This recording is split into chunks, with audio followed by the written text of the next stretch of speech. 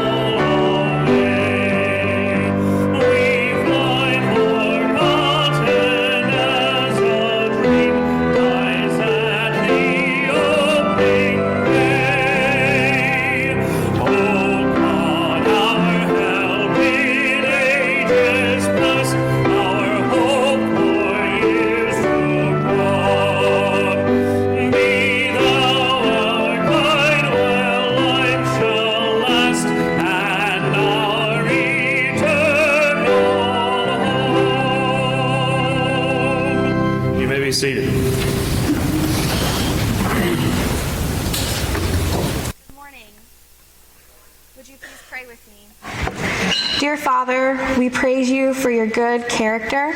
We praise you for your faithfulness when so many of those around us do not seem to be so faithful. Your constant love surrounds us even when we do not clearly sense it. We are confident in your complete provision for our needs, even when it is not yet obvious to us. Father, we pray for the many hurts that we have, some known only by you. Let us be near you now. This morning, touch our lives with your strong and powerful hand. Help us to see ourselves, your provision for us, and your everlasting love for us through your caring eyes and sensitive heart. Prepare our minds, wills, and emotions as well as our spirit for worship of you this morning. Look clearly into our hearts as we sing and speak praises to you. We pray to receive all that you have to give us this morning. May our lips and lives glorify you through Jesus Christ our Lord. Amen. Please join me in the Lord's Prayer. Our Father, who art in heaven, hallowed be thy name. Thy kingdom come, thy will be done, on earth as it is in heaven. Give us this day our daily bread, and forgive us our trespasses, as we forgive those who trespass against us. And lead us not into temptation, but deliver us from evil. For thine is the kingdom, and the power, and the glory forever. I'd like to ask some of my children from Vacation Bible School to come on up here. And if you worked Vacation Bible School, could you stand up just so some of the ones who weren't able to help could see who helped with that? Most of them are in the back, so I don't know if y'all can see them, but if y'all can give them a round of applause. All right, we're gonna do our theme song for you guys, so.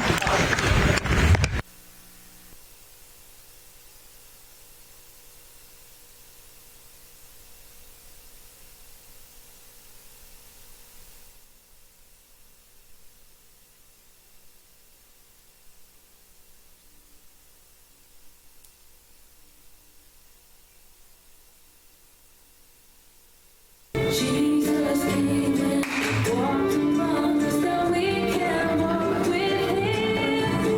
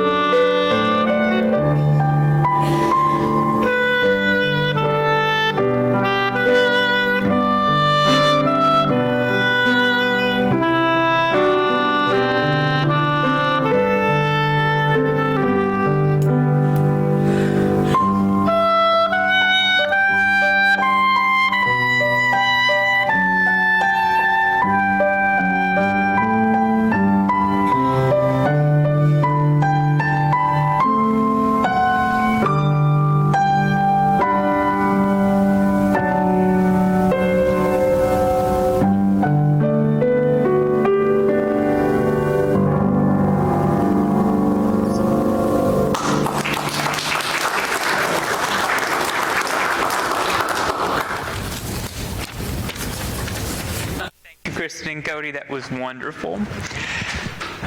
Many of you are probably like me in the fact that you did not watch the movie King Richard. Apparently it's a good movie. It's won several Academy Awards, but apparently it was a box office flop. No one apparently watched it.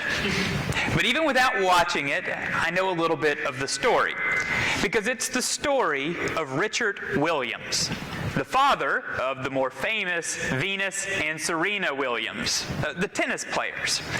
And it's the story about how this man, a man who wasn't a great tennis player himself, was able to raise these two girls to be some of the greatest tennis players of all time. And it starts in an unlikely place. It starts in Compton. Not really known for its tennis, Compton. It's not a country club atmosphere. It's more akin to a pickup basketball game. But Richard Williams learned to play tennis from a man named Old Whiskey. It sounds more like a bootlegger than a tennis player, but Old Whiskey taught a different style of tennis, one that was more accustomed to the streets of Compton than the country clubs. And Richard Williams learned from this man, and eventually he created an 85-page plan, a way that he could take his daughters from tennis novice at the age of 4 to all-star athletes before they turned 18. And he followed through with his plan. And the movie is that plan. It is the steps that he took from the moment they were born until eventually Venus Williams signed a $12 million contract with Reebok. It shows how Venus and Serena Williams would not be the people they are today if it wasn't for their father connecting them in a certain way. But also how Venus and Serena Williams wouldn't be the tennis players they are today if it wasn't for a man named Old Whiskey. Because Old Whiskey connected their father to tennis, who was able to connect them to tennis too. Our biblical passage today is the story of Elijah and his mentee Elisha. They're very similar in names, so I will try to make sure they're distinct. But Elijah and Elisha were two people. Elijah had been a prophet for many years, but eventually he was handing in his cloak. He was going to go back to God, and he was handing his mentor the reins. And that's where our scripture starts today. 2 Kings chapter 2, verse 8 through 14. Elijah took his cloak, rolled it up, and struck the water with it. The water divided to the right and to the left, and the two of them crossed over on dry ground. When they had crossed, Elijah said to Elisha, "Tell me, what can I do for you before I am taken from you?" "Let me inherit a double portion of your spirit," Elisha replied. "You have asked a difficult thing," Elijah said. "Yet, if you see me when I am taken from you, it will be yours. Otherwise, it will not." As they were walking along and talking together, suddenly a chariot of fire and horses of fire appeared and separated the two of them. And Elijah went up to heaven in a whirlwind. Elisha saw this and cried out, my father, the chariots and the horsemen of Israel." And Elisha saw him no more. Then he took hold of his garment and tore it in two. Elisha then picked up Elijah's cloak that had fallen from him and went back and stood on the bank of the Jordan. He took the cloak that had fallen from Elijah and struck the water with it. "Where now is the Lord, the God of Elijah?" he asked. When he struck the water, it divided to the right and to the left, and he crossed over. The word of the Lord. Thanks be to God. So this scripture has a lot of imagery in it, right? We see this water being parted. We see chariots of fire and horses of fire. But if you look at the basic narrative, it's quite simple. Elijah had lived a faithful life. He had been a faithful prophet. We heard about his faithful deeds last week. But now, it was time for his retirement. And retirement as a prophet is a bit different than retirement for us. It meant he was going back into heaven. He was ascending to be with God once more. And he needed someone to follow in his footsteps. And that's where Elisha comes. He receives the cloak of Elijah, and he inherits that connection to God. He was connected to God in a way that he wouldn't be if it wasn't for his mentor. In the same way that Richard Williams connected Venus and Serena Williams to tennis, in a way that they wouldn't have been connected if it wasn't for him. I don't know a single business leader or leader of any kind that doesn't have at least one mentor. Someone who's helped them along the way, who's guided them. Someone who's been there to help them on the paths of greatness. It happens in our lives, and it happens for us today. But we're not just connected to one person. There's an interesting part in the scripture. It starts with Elijah. And what does Elijah do? He parts the Jordan River to the right and to the left and walks across. And how does our scripture end today? With Elisha doing the exact same thing. He parts the Jordan River to the right and to the left. It is a sign that he has inherited the connection to God, the same connection that Elijah had. Now, I'm going to see how many of you paid attention in Sunday school. Who else parted some great body of water? Moses, right? Moses parted the Red Sea and allowed the Hebrews to walk across. It was a sign of God's connection to Moses.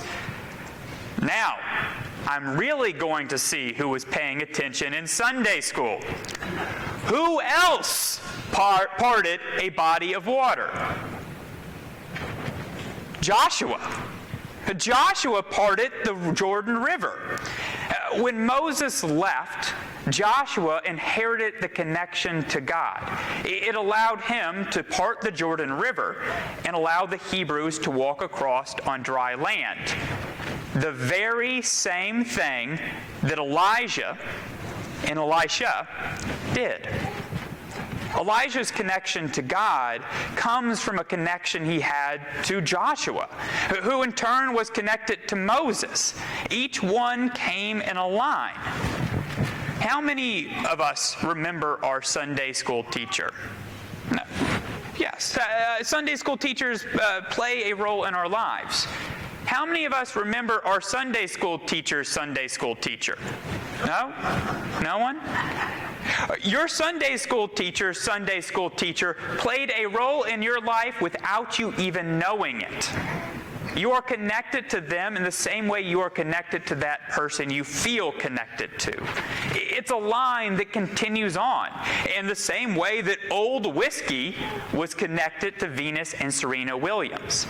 We are all connected to God in this inheritance that continues and continues.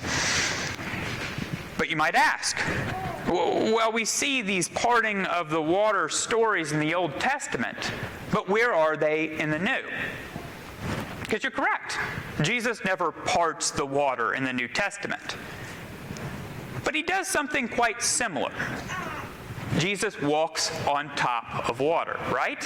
We all know that story. And walking on top of water accomplishes the same task of parting the sea. I can either walk across the river or I can stop the river in its path. But walking on water does something a little bit different. I saw a cartoon earlier this week. It had a fish, and the fish had a briefcase in its hand and a nice little top hat and a little suit on. It was a business fish. And he went up and he saw Moses and all the Hebrews crossing on this dry land, and there was a little bubble above this fish that said, "How am I going to explain this to my boss?" And obviously, fish probably don't have bosses and 9-to-5 jobs. But parting a river or parting a sea disrupts nature, right? It cuts a clear path through this raging river, while walking on top of water doesn't disturb anything. Walking on top of water works with the world. It works with society to make that same goal, but with a lot less effort. When Jesus was on the water, he called out to Peter, and Peter joined him on that water as long as his faith allowed him. He was there, walking on that water and having the same inheritance that Elijah had. We are all called into that same inheritance today. God calls us out to walk on water metaphorically, to be that change in the world, to be connected to people, to connect ourselves to others, because we are connected to the most perfect person in the world, Jesus. Because mentors sometimes fail us. When I was reading about Richard Williams, I saw that apparently the movie had glossed over some parts in his life. Because while he was there every single day focusing on Venus and Serena Williams, he actually had abandoned 2 daughters he had before. He wasn't in their life, and they never saw him, even when they grew up. He spent every day with Venus and Serena Williams, but he wasn't there for other daughters he had. And I think all of us, as humans, have faults. All of our mentors have faults. But when we look back at Christ, we see a truly blameless man, a truly blameless human, someone that we should all imitate. So as we move forward with our week, it's important for us to remember the faithfulness of God, not only to ourselves, but to the people around us. And the connection we have to one another, people we may not even have met a connection with.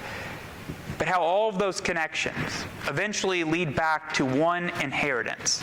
An inheritance we have from Christ. An inheritance of love. Now, let us pray. Almighty God, we may not be able to part the mighty Jordan River, but we know that we have the inheritance all the same. The inheritance of your love and faithfulness that flows through us as we are here today. And we ask that we share that inheritance with others, connecting us to one another and ultimately to you. We pray all of this in your Son's holy and great and perfect name. Amen.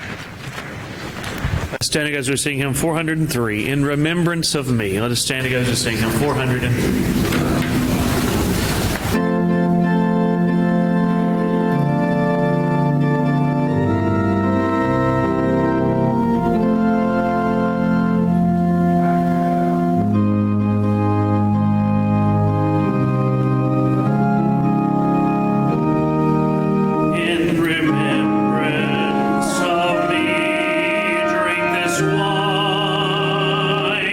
In remembrance of me.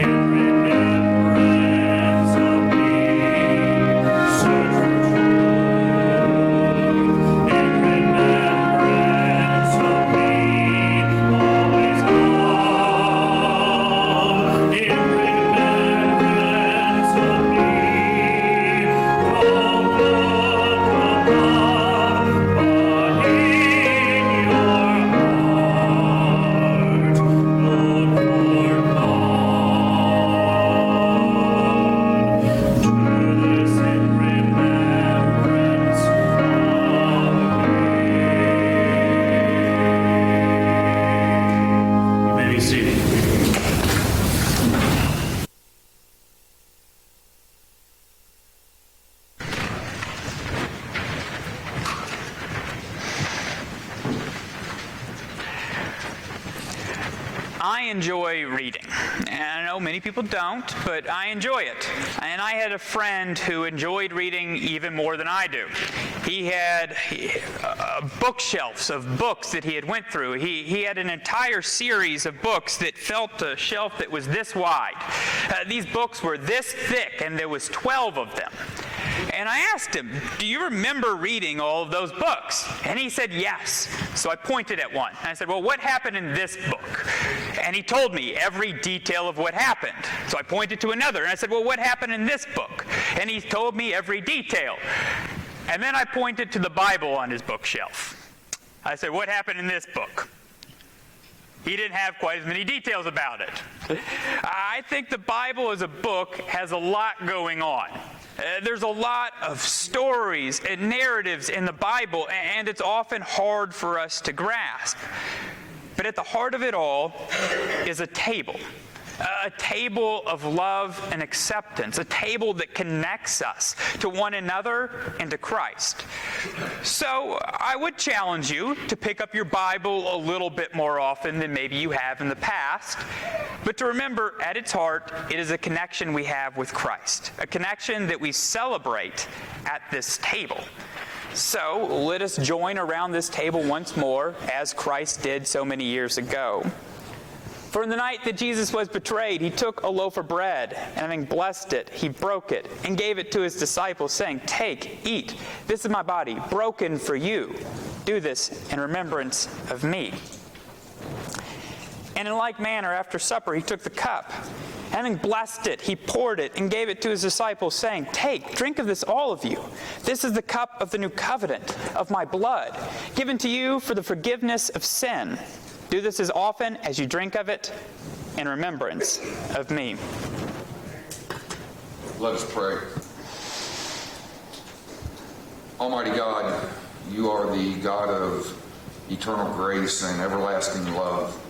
And we come in full connection with you around this table, where we witness through these elements, the broken bread, the poured cup, that we are connected to you in ways that we do not fully comprehend or understand. We pray, O God, that through these elements and through this meal, that you set our footsteps on a path of righteousness, so that all those that we come in contact with, through us, they may also be connected to you and that same grace and love that you have shown for us. We pray all these things in the name of your Son, Jesus. Amen. Amen.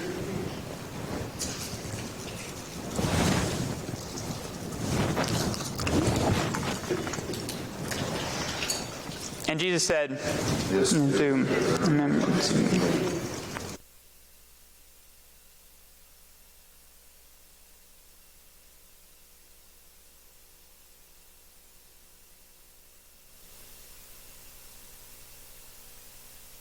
Years, there have been a great number of hands that have been in this church. Hands that have done the work of the church. Hands that have put up ceiling tiles. Hands that have patched holes in walls. Hands that have laid carpet. We may not know all of those hands right now, but we are connected to them when we sit in this sanctuary. When we work for the betterment of the church, we work for not just the betterment of the people in it today, but the people who will come before us, after us, and will be in this sanctuary with us in spirit. So as we have this moment of reflection, let us think of all the ways that we can build up this church, not just for the people in it today, but for the many generations that will come after us.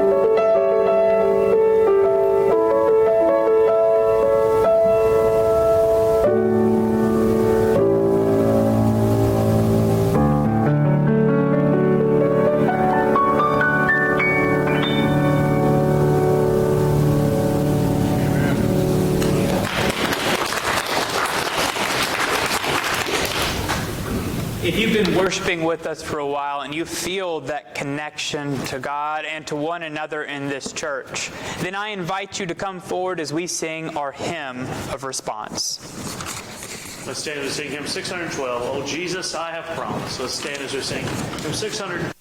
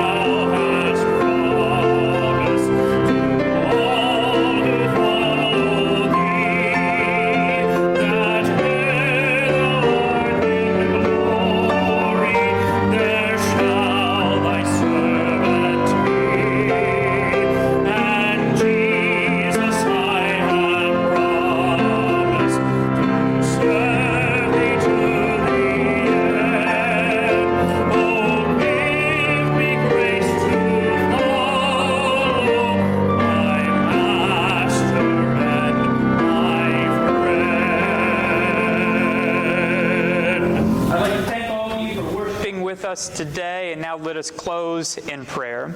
Now may the Spirit of God surround you, may the peace of God be in your heart, and may you share that peace with each and every person you meet. Amen.